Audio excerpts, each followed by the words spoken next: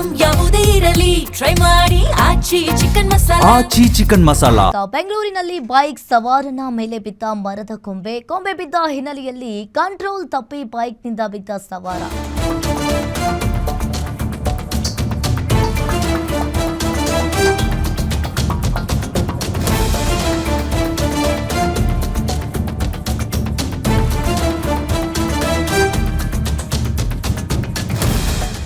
ಬೆಂಗಳೂರಿನಲ್ಲಿ ಮರದ ಕೊಂಬೆ ಬಿದ್ದಿದೆ. ಬೈಕ್ ಸವಾರನ ಮೇಲೆ ಕೊಂಬೆ ಬಿದ್ದ ಹಿನ್ನೆಲೆಯಲ್ಲಿ ಕಂಟ್ರೋಲ್ ತಪ್ಪಿ ಬೈಕ್ನಿಂದ ಬಿದ್ದಿದ್ದಾನೆ.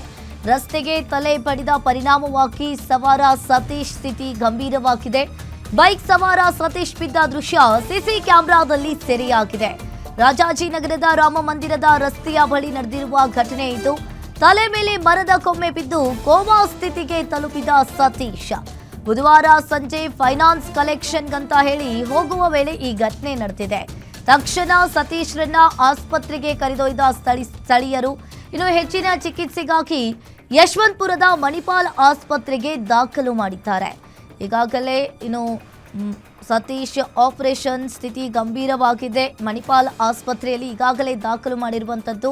ಹೆಲ್ಮೆಟ್ ಹಾಕಿದ್ದಿದ್ರೆ ದುರಂತದಿಂದ ಪಾರಾಗ್ತಾ ಇದ್ರ ಸತೀಶ್ ಅನ್ನೋ ಪ್ರಶ್ನೆ. ಇನ್ನು ಇವರು ಹೆಲ್ಮೆಟ್ ಅನ್ನ ಹಾಕೊಳ್ಳದೆ ಹಾಗೆ ಹೋಗ್ತಾ ಇದ್ರು ಅನ್ನೋದು ಗೊತ್ತಾಗ್ತಾ ಇದೆ. ಕೊಂಬೆ ಬಿದ್ದ ಹಿನ್ನೆಲೆಯಲ್ಲಿ ಕಂಟ್ರೋಲ್ ತಪ್ಪಿ ಕೆಳಗೆ ಬಿದ್ದಿದ್ದಾರೆ. ಈಗ ಸತೀಶ್ ಅವರ ಸ್ಥಿತಿ ಗಂಭೀರವಾಗಿದೆ ಅನ್ನೋದು ಗೊತ್ತಾಗ್ತಾ ಇದೆ. ಬೈಕ್ ಸವಾರನ ಈ ದುರಂತ ಸ್ಥಿತಿಗೆ ಕಾರಣ ಯಾರು ಹಾಗಾದ್ರೆ? ಒಣಗಿದ ಮರದ ಕೊಂಬೆ ಕತ್ತರಿಸದ ಜಿಬಿಎ ಅರಣ್ಯ ಘಟಕ. ಪದೇ ಇಂಥ ಘಟನೆಗಳು ನಡೆದ್ರೂ ಅರಣ್ಯ ಘಟಕದ ಸಿಬ್ಬಂದಿ ನಿರ್ಲಕ್ಷ್ಯವನ್ನ ವಹಿಸಿದ್ದಾರೆ. ಮರಗಳ ಕೊಂಬೆ ಕತ್ತರಿಸಲು ಹಲವು ಬಾರಿ ದೂರನ್ನ ನೀಡಿದ್ದ ಸ್ಥಳೀಯರು. ಇನ್ನು ಸ್ಥಳೀಯ ನಿವಾಸಿಗಳು ದೂರು ನೀಡಿದ್ರೂ ಕೂಡ ತಲೆ ಕೆಡಿಸಿಕೊಳ್ಳದ ಸಿಬ್ಬಂದಿ. ಅಧಿಕಾರಿಗಳ ನಿರ್ಲಕ್ಷ್ಯವೇ ಇದಕ್ಕೆಲ್ಲ ಕಾರಣ ಅಂತ ಹೇಳಿ ಆಕ್ರೋಶವನ್ನ ವ್ಯಕ್ತಪಡಿಸ್ತಾ ಇದ್ದಾರೆ.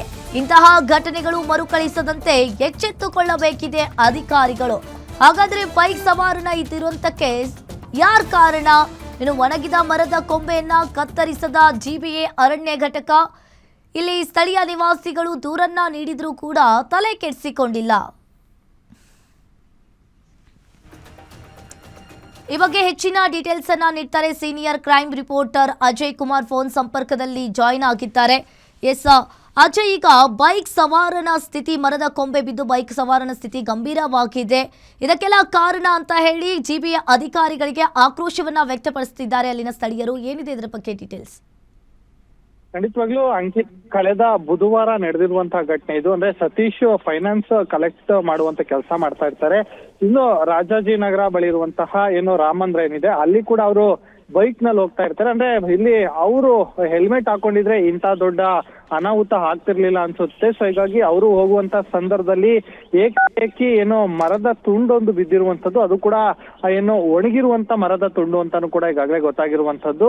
ಸೊ ಹೀಗಾಗಿ ಅವರನ್ನ ಕೂಡ ಅಲ್ಲಿರುವಂತ ಸ್ಥಳೀಯರು ಕೆಳಗಡೆ ಬಿದ್ದ ತಕ್ಷಣ ಅಲ್ಲಿಂದ ಯಶವಂತಪುರದಲ್ಲಿರುವಂತ ಖಾಸಗಿ ಆಸ್ಪತ್ರೆಗೂ ಕೂಡ ಕರ್ಕೊಂಡೋಗಿ ಚಿಕಿತ್ಸೆಯನ್ನು ಕೂಡ ಕೊಡಿಸುವಂತ ಕೆಲಸಕ್ಕೆ ಮುಂದಾಗಿದ್ರೆ. ಆದ್ರೆ 2 ದಿನ ಆದ್ರೂ ಕೂಡ ಅಷ್ಟಾಗಿ ಸ್ಪಂದಿಸ್ತಾ ಇಲ್ಲ ಅನ್ನೋ ಒಂದು ಮಾಹಿತಿ ಕೂಡ ಸಿಗ್ತಾ ಇರುವಂತದ್ದು. ಇದರಿಂದ ಅವರ ಕುಟುಂಬಸ್ಥರು ಕೂಡ ಕಣ್ಣೀರ್ ಹಾಕುವಂತ ಪರಿಸ್ಥಿತಿಗೆ ಮುಂದಾಗಿದ್ದಾರೆ. ಇದರ ಜೊತೆಗೆ ಈಗ ಈ ಒಂದು ಘಟನೆಗೆ ಯಾರು ಹೊಣೆ ಅಂತಾನು ಕೂಡ ಈಗಾಗಲೇ ಸಾಕಷ್ಟು ಪ್ರಶ್ನೆಗಳು ಕೂಡ ಎದ್ದಿರುವಂತದ್ದು. ಯಾಕಂದ್ರೆ ಈಗಾಗಲೇ ಜಿಬಿಯಲ್ಲಿರುವಂತಹ ಅರಣ್ಯ ಘಟಕ ಏನಿದೆ ಅವರು ಕೂಡ ಇಂತಹ, ಅಂದ್ರೆ ಇನ್ನೇನು ಮಳೆಗಾಲ ಕೂಡ ಶುರುವಾಗ್ತಿರುವಂತದ್ದು, ಗಾಳಿ ಮಳೆ ಬಂದ್ರೆ ಪ್ರತಿ ರಸ್ತೆಯಲ್ಲೂ ಕೂಡ ಈ ರೀತಿಯಾದಂತ ಘಟನೆ ಆಗತ್ತೆ. ಆ ಒಂದು ನಿಟ್ಟಿನಲ್ಲಿ ಅವರು ಕೂಡ ಗಮನ ಹರಿಸಬೇಕಾಗತ್ತೆ. ಎಲ್ಲೆಲ್ಲಿ ಈ ರೀತಿಯಾದಂತ ಮರಗಳಿದೆ ಅಲ್ಲೆಲ್ಲವೂ ಕೂಡ ಹೋಗಿ ಅದನ್ನ ತೆರವು ಮಾಡುವಂತ ಕೆಲಸಕ್ಕೆ ಮುಂದಾಗಬೇಕಾಗತ್ತೆ. ಇಲ್ಲಿ ಈಗ ಈ ಒಂದು ಘಟನೆಗೆ ಯಾರು ಹೊಣೆ ಅನ್ನೋದೇ ಈಗ ಪ್ರಶ್ನೆ ಆಗಿರುವಂತದ್ದು. ಒಟ್ಟಿನಲ್ಲಿ ಅವರು ಈಗ ಸಾವು ಬದುಕಿನ ನಡುವೆ ಹೋರಾಟವನ್ನು ಕೂಡ ಮಾಡ್ತಾ ಇದ್ದಾರೆ.